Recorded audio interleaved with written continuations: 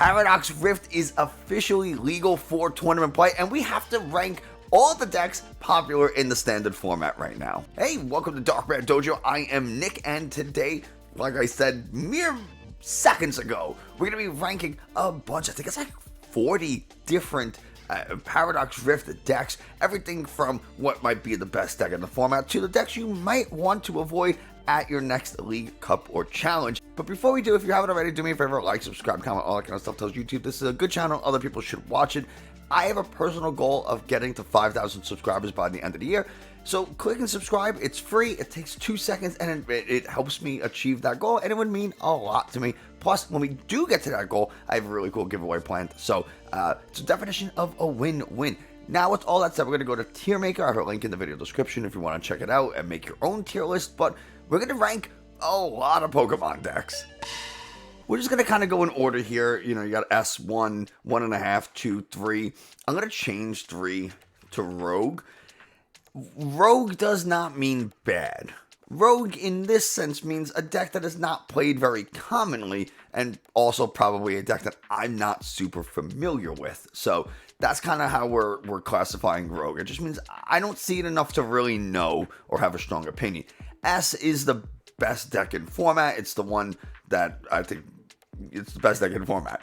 1 is very, very good. 2 is 1.5 is also really good, but might have some issue, whether it gets power or consistency. And 2 is also a strong deck. Everything in here is a good deck, but it might struggle with both power and or consistency, or it might have a difficult time against some of the other more popular decks in this particular format. So there you go. That's how I'm defining all of this. I'm going to start off with Charizard, like the Lost Zone Charizard. I just don't love VMAX, not VMAX, like stage 2s in Lost Zone. I think too many things can go wrong. Not a huge fan of it. I think the regular, like the newer Charizard with the TM Evolution and Beedrill is very, very strong. It's really good. Charizard doesn't hit for a ton right away, but you do have things like Entei to help cover that little bit of damage at the beginning of the game. You want to do 220 damage to a Chien-Pao, you want to do 220 damage to like a Lugia V or some other Pokemon like that. Entei can do it, whereas Charizard couldn't without the assistance of, one, your opponent taking at least 2 prize cards, or your opponent takes 1 prize card and a Defiance Band. Like, you need things to make, things to make Charizard more powerful, but you can supplement it with Entei.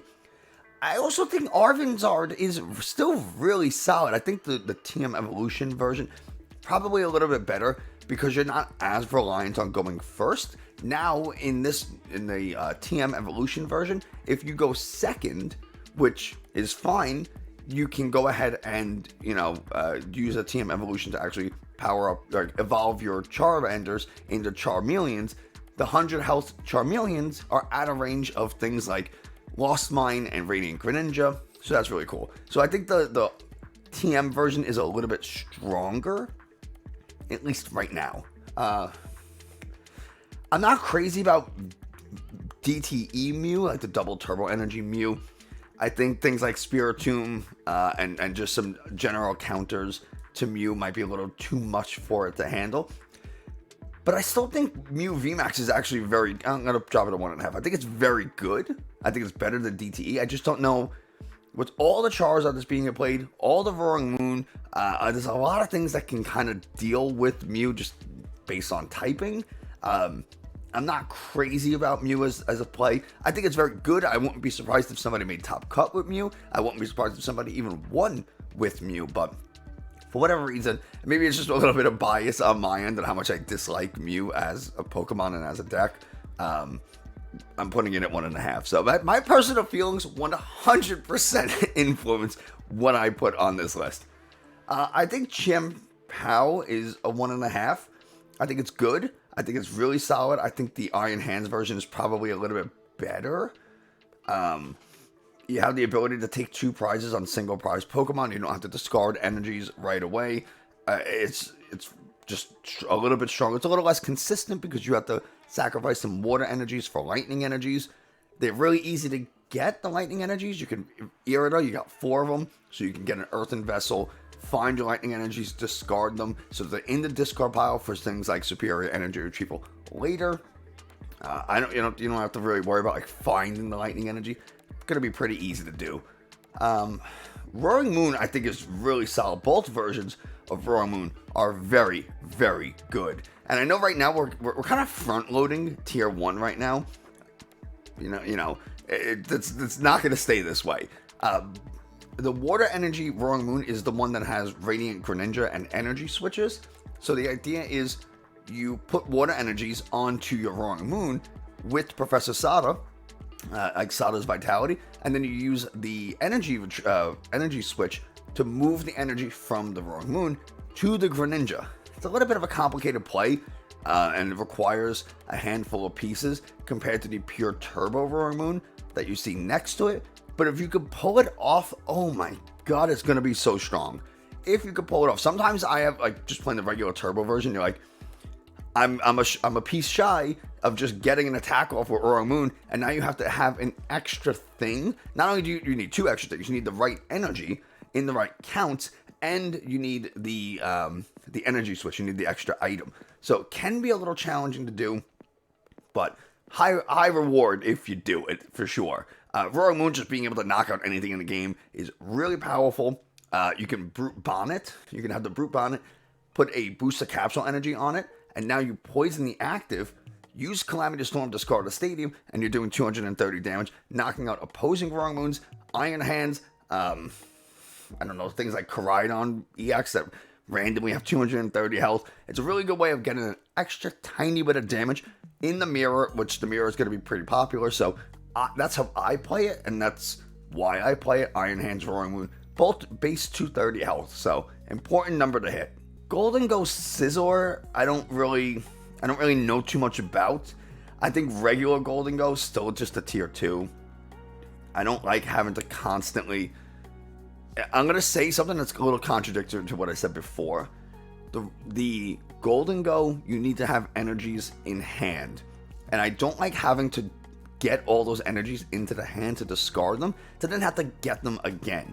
Why is that in tier 2 when something like Champao, which needs to do the same thing, you have to discard the energies and then recover them later, why is that better? The answer is, 1, you're doing 60 damage for each energy you discard instead of 50, which is, in some cases, you need 1 less energy to discard. 2, we can get maximum use from things like superior energy retrieval and Irida. Plus, we don't need the energies in the hand, so now a really bad Iono or Roxanne or something can crush us. We can go ahead, once we get all those energies into the hand, we can use Baxcalibur to flood our board with them, and now the energies are there. Even if our opponent knocks out our Champao, it doesn't matter, because we don't need to load up all the energies into our hand or onto a single Pokemon. We can spread them out all over the board, and I think that just makes it a little bit better. Plus, like I said, the use of Irida, we can get a water Pokemon and an item. That item is going to be superior energy retrieval. We get maximum use out of something like Irida. If you try to use Irida in Golden Go, you're not getting a water Pokemon most likely, and if you use Arven, you're probably not getting a tool. So you're really using a supporter to search for an item instead of getting the maximum effect of that supporter. So it makes it a little bit worse. So there you go. The Miraidon Regieleki version, I don't think is very good. I think VMAXs are in a little bit dangerous of a place right now. You don't really see a lot of them. The only VMAX you really see is the Mew VMAX. Maybe you'll see a Lycanroc VMAX. Maybe you'll see an Urshifu VMAX. And those are like it. So, especially being weak to fighting is not a very good weakness to have. 300 HP means a single Gale Thrust is half the game. Not something you really want to risk. Regular Miraidon, I think, is very, very good. Miraidon Flaffy is super good. It's turbo, just like Roaring Moon, so they can attack really quickly. You have electric generators to power up your Pokemon, Flaffy to power up your Pokemon. Very strong. You have a big nuke attack in Raichu V. It has a lot of things going for it. Beach Court or Path to the Peak, you can play it a couple of different ways. I think Miraidon is a very, very strong deck, despite me not liking it. I think Lost Zone decks, I'm going to put all of the Lost Zone decks kind of in the same tier, with the exception of like Lost Zone Gudra. I think all the Lost Zone decks are kind of in the same spot.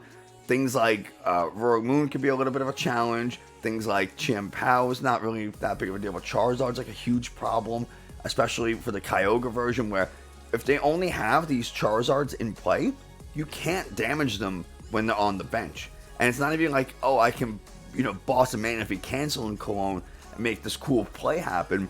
Sure, for some decks you can do that, but you can't do that with the Charizards because they're their natural, inherent intrinsic trait, the Terrestrial trait or Terrestrial effect or whatever you want to call it, says they can't be damaged by Pokemon when they're on the bench. So you can't even use Kyogre's ability or main attack to take out these Charizards. Dragonite, again, I mean, it's fine. It's probably, I'd probably put it above the Kyogre, just given how popular things like Charizard is. Manaphy is also a thing that's in a lot of decks, and now you have to have the energy recycler play, plus you have to like whittle down to like no cards in the deck, so you can guarantee hit for good numbers. Plus now you have to deal with Manaphy. It can be a little annoying. I think Sablezard is probably better than people give it credit for. Sablezard, Sableye, Radiant Charizard are just very, very strong together. You can hit really hard with the Radiant Charizard to 250 in a single turn. Defiance Band means you're hitting 280 and knocking out Pokemon V-Stars.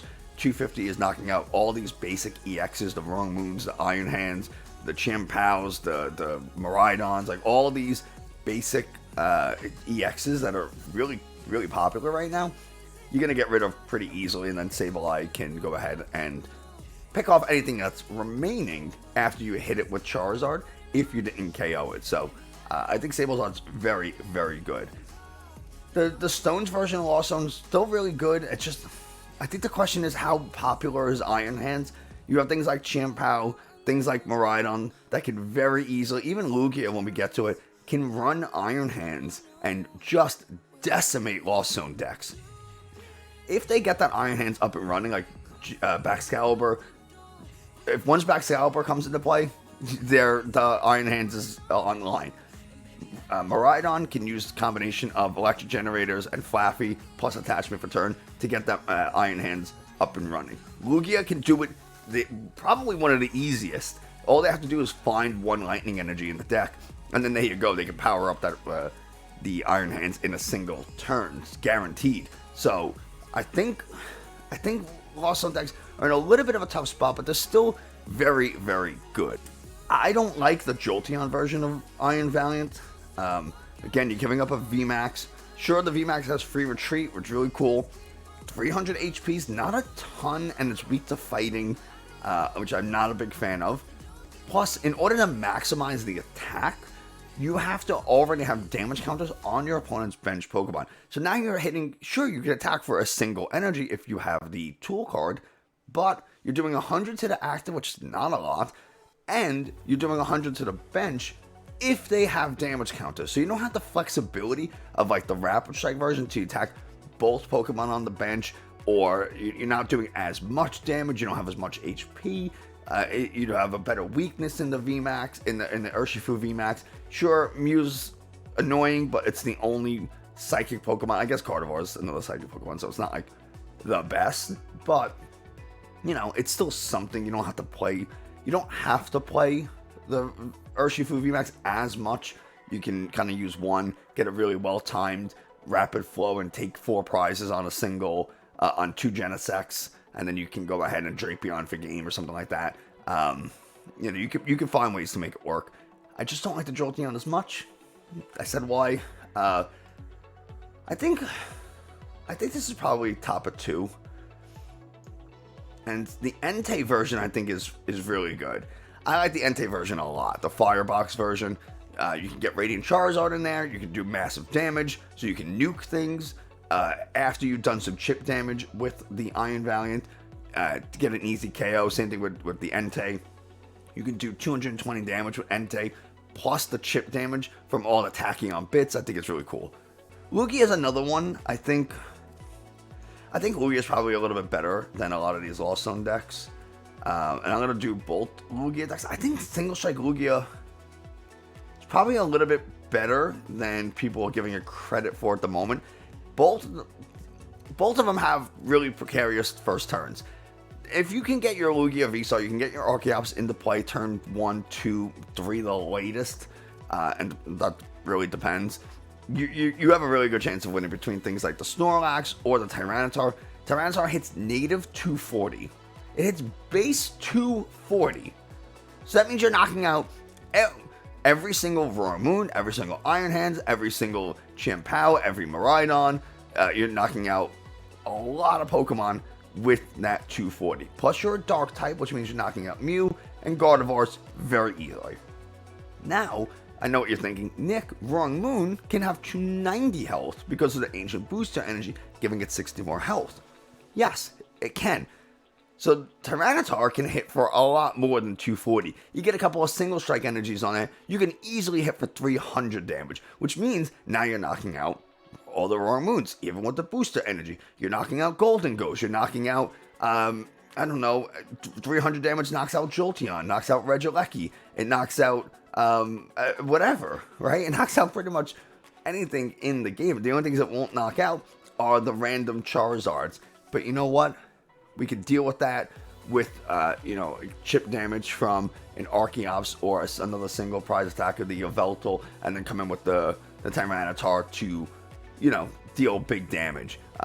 One of the issues against the Charizard, especially now, is the Professor Turo. So you do some chip damage, and then they have to Turo, they can Turo to clear all that damage, just kind of pick up that Charizard, and then they can re-bench it, use the ability to get energies out of the deck, and now they're attacking again. It's kind of annoying. So, I still like Urshifu.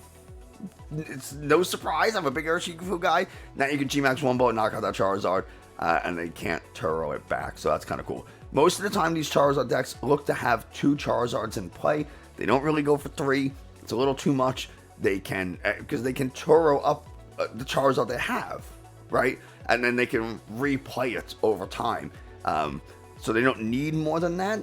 But with the Urshifu, you knock out that Charizard that can't Turo. And if you knock out that Urshifu, the Charizard early enough, they can't knock you out back. Right? Even with the Defiance Band, they're not doing enough damage because Single Strike Urshifu has 330 health. So you can go, if you set it up fast enough, back-to-back one-shots on those Charizards. Even if they do knock you out at that point, you're in a pretty good spot. So I think the Urshifu is a little valuable. Especially, again, there's some stuff that's weak to fighting running around. You can very easily beat down, take some KOs. I think it's pretty cool. The other Iron Valiant with Xatu, or not, whatever, not very good. I think Duraludon and anything Arceus right now is just not super strong. You could make the argument for Arcudra, but so many things just do a ton of damage right now. Roaring Moon could just instantly knock it out. Lost Zone Giratina could just instantly knock it out. Chien-Pao can do a ton of damage. Things like all the Lost Zone decks, all of the Iron Valiant decks, they run a ton of switch escape ropes and stuff. That's going to remove the effect of Rolling Iron where you take 80 less damage. Just not a huge fan of it, personally. Yeah. And then Arceus Duraludon, not enough special energy in the format. There's just not enough of it. Most things are running basic energies. And again, giving up 3 prizes in the face of something like a Roaring Moon, when you counter KO, you only take 2, does not feel very good. So, not a huge fan. Chien-Pao can very easily hit that 330 cap, knock you out. Again, they're taking 3 prizes, you're taking 2 in return. Just doesn't feel very good. The Rapid Strike Inteleon, I think it's probably tier 2. I think it's better than Golden Go, probably. I just don't think it's as good as the... Do I think it's as good as Iron Valiant? I'm going to say no. For 2 reasons. One, it's so much, you can do so much more damage with the Iron Valiant, like the ability, than you can the Double Gunner. Sure, Double Gunner you know, you could use easily if you have like three Inteleon VMAXs in play. You discard 3 energies, you're doing 60 damage. However,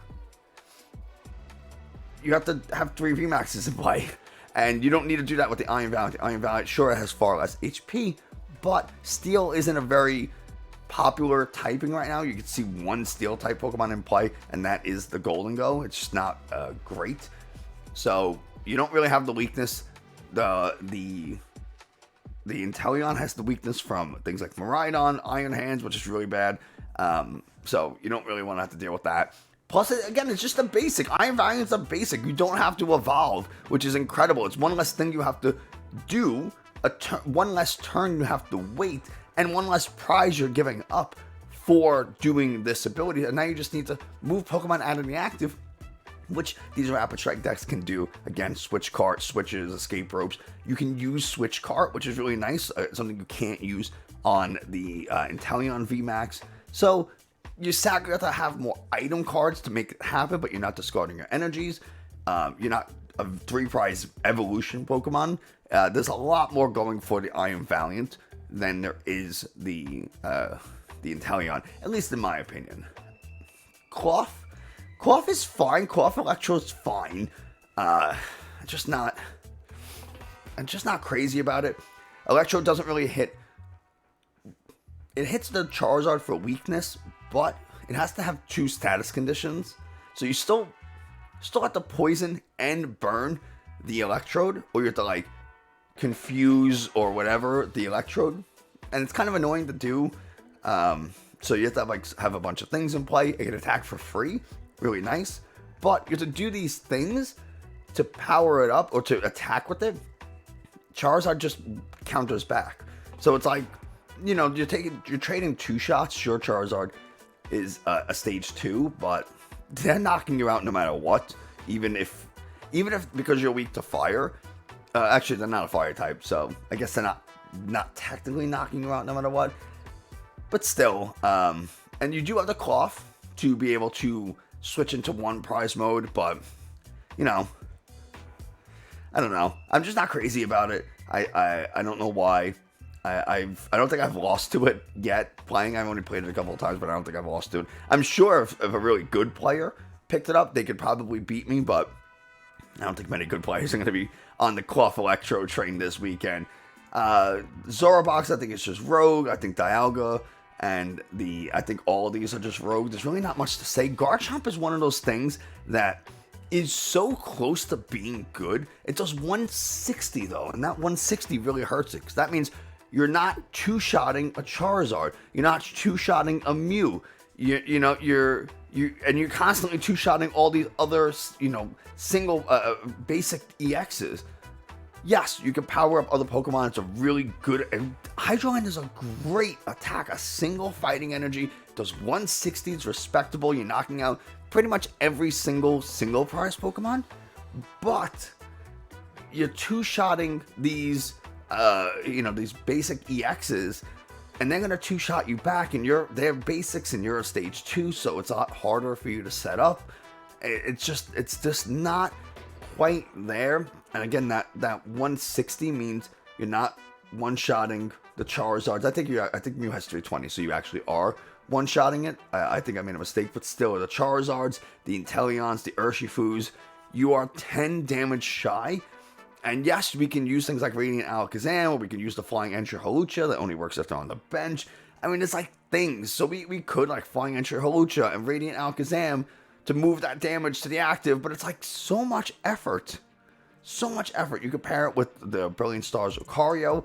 You put a ton of energies onto it, and the next turn you come take a big KO, but you already did 160 damage to the active, so now you don't need to do as big of a KO with the Lucario, because you already put half the damage in with the Garchomp. So, and then your opponent can easily just boss up the what's it called, the Lucario, and KO it before you even get to use it, or they can counter catch it if they're behind on prizes, and then Iono you. It's just shy of being really, really good.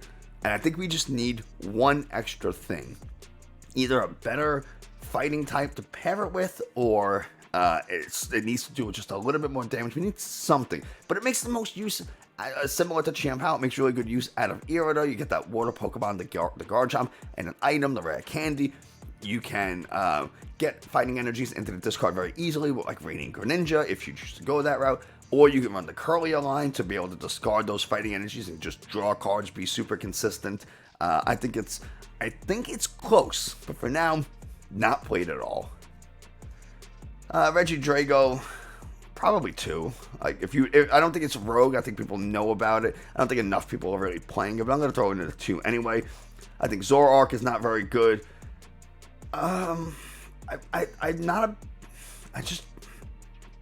Palkia is probably better than like some things on this. I just don't think it's played enough for anyone to really care. And also Miraidon's really popular and it's weak to lightning, and that sucks. We're gonna put this. I'll put it back here. I think if you can play control, or I guess stall, whatever you want to call it, you can win games with that. I don't know how it's going to do in a best of 3. Your objective is to win a very long game 1, a 40-minute game, 45-minute game 1 through something like deck out, and then not finish a game 2 or game 3, and then you just win because you won one game and your opponent won 0, and you win the set, and that's how you play every round. I don't know how attractive that's going to be to people over the course of like a 9-round Swiss tournament. And if you mess up somewhere along the way, now you end up with a bunch of ties or a couple of losses. Maybe it's just, but I do think it's pretty strong. I don't know if it's worth teching for or anything like that, but pretty strong deck overall. I think the Reggies, it's just not there. I think Lost on Tina's, it's just really good. It's just very, very solid. Hits really good numbers. Has the ability to just instant KO things. You have the Lost Zone engine. You have the Radiant Greninja. You have Sableye. You have Cramorant. Like, you have all the benefits of the Lost Zone package with this Pokemon that not only can one-shot almost anything, but it can instantly knock out anything in the game at least once during the game. So I think also Giratina is very, very good. It's just, you know, I might put it down to like 1.5. I might put it like right there. Sometimes you go off, right? Sometimes you go off doing Lost Zone Tina things, but other times you just don't. I'm gonna move my camera this way you can kind of see those decks. Yeah, we'll do that because then now you can see them better. And anyway, we got our last deck here, Gardevoir. I'm gonna put Gardevoir as the best deck in the format, at least for now. Given how well it's been doing in online results and the kind of the popularity, the resurgence of Gardevoir, I think it's really good. It's a 2-prize deck that can switch to a 1 prize. It's super consistent, really good damage output, energy acceleration. It has all the stuff you want in a deck, and you just have to set up. You have to set up a couple of stage 1s, a couple of stage 2s, but it's not that hard since they're all branching evolutions of the same line. So it doesn't feel that complicated or that difficult to set up that board. You just have to, the one challenging part is, you know, the dealing with no Battle VIP passes. Some of the more current builds or some of the newer builds don't run Battle VIP pass. So now it's like your start is a little bit maybe more precarious at times, especially depending on what you're going with. Now maybe you can't get the double Ralts and Manaphy as easily. Now you have to choose between 1 Ralts and a Manaphy with like your Fog Crystal, Nest Ball, things like that. Can be a little bit more challenging, but if you get it going, one of the arguably the best decks in the game. I might put the Charizard up there with it.